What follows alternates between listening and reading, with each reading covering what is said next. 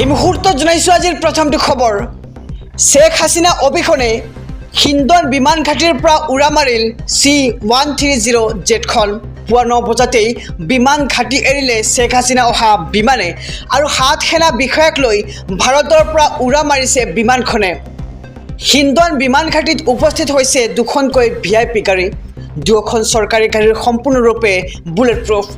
বিমানত তীক্ষ্ণ নজৰ দিছে ভাৰতীয় নিৰাপত্তা সংস্থাই আৰু শেখ হাসিনা অবিহনে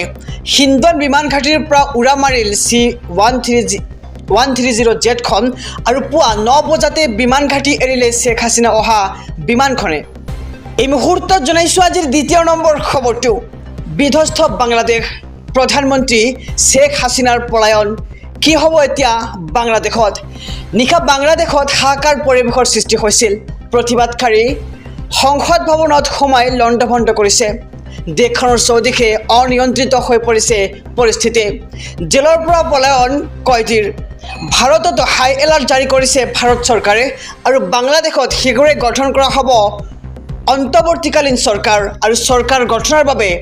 সেনাপ্ৰধান নৌপ্ৰধান আৰু বিমান বাহিনীৰ প্ৰধানৰ গুৰুত্বপূৰ্ণ বৈঠক শীঘ্ৰেই বিএনপিৰ চেয়াৰপাৰসন খালেদা জিয়াক মুক্তি দিয়াৰ সিদ্ধান্ত আৰু দেশখনত শান্তি ঘূৰাই অনাৰ বাবে শীঘ্ৰেই প্ৰচেষ্টা চলাব বিএনপিয়ে আৰু বাংলাদেশত সংখ্যালঘুৰ ওপৰত হৈছে আক্ৰমণ আৰু কেইবাটাও প্ৰান্তত হিন্দুৰ বাসগৃহ আৰু মন্দিৰ লণ্ডভণ্ড কৰা হৈছে আৰু শেখ হাসিনাই বাংলাদেশ এৰাৰ লগে লগে সৃষ্টি হৈছে এই পৰিৱেশৰ বাংলাদেশত থকা হিন্দু খ্ৰীষ্টান আৰু আন সংখ্যালঘু এতিয়া চিন্তিত হৈ পৰিছে প্ৰধানমন্ত্ৰী শেখ হাসিনাৰ পলায়নৰ পিছতেই অনিয়ন্ত্ৰিত হৈ পৰিছে বাংলাদেশৰ পৰিস্থিতি এই মুহূৰ্তত জনাইছো আজিৰ তৃতীয় নম্বৰ খবৰটো 1 কোটি হিন্দু বাংলাদেশীক আশ্ৰয় দিবলৈ সাজু হৈছে বিজেপি চৰকাৰ হিন্দু শৰণাৰ্থীক আশ্ৰয় দিয়াৰ বাবে ভাৰতবাসীক সাজু হোৱাৰ আহ্বান 1 কোটি হিন্দু বাংলাদেশীক আশ্ৰয় দিয়া হ'ব পশ্চিমবংগত হিন্দু বাংলাদেশীক আশ্ৰয় দিবলৈ তৎপৰ হওক ৰাজ্যপাল পশ্চিমবংগৰ মুখ্যমন্ত্ৰী বিস্ফোৰক মন্তব্য পশ্চিমবংগ বিজেপিৰ সাধাৰণ সম্পাদক শুভেন্দু অধিকাৰীৰ বাংলাদেশত ধৰ্মীয় উৎপীড়নৰ বলি হোৱা হিন্দুসকলক আশ্ৰয় প্ৰদান কৰিব লাগে 1 কোটি হিন্দু বাংলাদেশীক আশ্ৰয় দিবলৈ সাজু হৈছে এতিয়া বিজেপি হিন্দু শৰণাৰ্থীক আশ্ৰয় দিয়াৰ বাবে ভাৰতবাসীক সাজু হোৱাৰ আহ্বান জনোৱা হৈছে আৰু 1 কোটি হিন্দু বাংলাদেশীক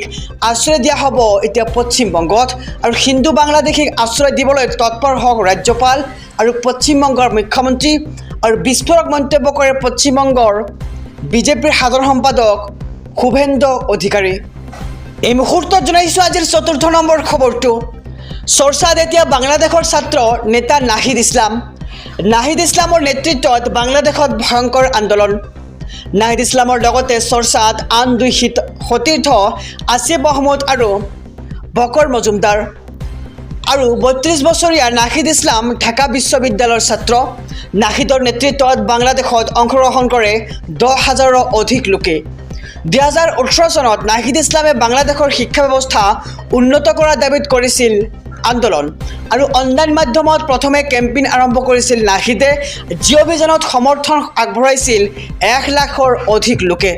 আৰু 2020 চনত চৰকাৰৰ অৰ্থনৈতিক নীতিৰ বিৰুদ্ধে মুকলি কৰিছিল ভিডিঅ' আৰু ভিডিঅ'টো ভাইৰেল হৈ পৰিছিল সমগ্ৰ দেশত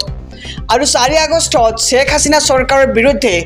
অসহযোগ আন্দোলন ঘোষণা কৰে নাহিদে শেখ হাসিনা আৰু তেওঁৰ মন্ত্ৰীসভাৰ পদত্যাগৰ দাবী জনাই প্ৰতিবাদকাৰীয়ে শেখ হাসিনাই কৰা আমন্ত্ৰণক প্ৰত্যাখ্যান কৰিছিল নাহিদে প্ৰপত্ৰ পূৰণ কৰক আৰু লাভ কৰক অৰুণোদয় আঁচনিৰ ধন নিৰ্বাচনৰ সময়ত অৰুণোদয়ৰ প্ৰপত্ৰ পূৰণ কৰা সকলৰ বাবে আহি পৰিছে ভাল খবৰ 1 ছেপ্টেম্বৰৰ পৰা নতুনকৈ হাজাৰ হিতাধিকাৰী নিৰ্বাচন কৰিব ৰাজ্য চৰকাৰে হিতাধিকাৰী নিৰ্বাচনৰ বাবে গঠন কৰা হ'ব বিশেষ কমিটি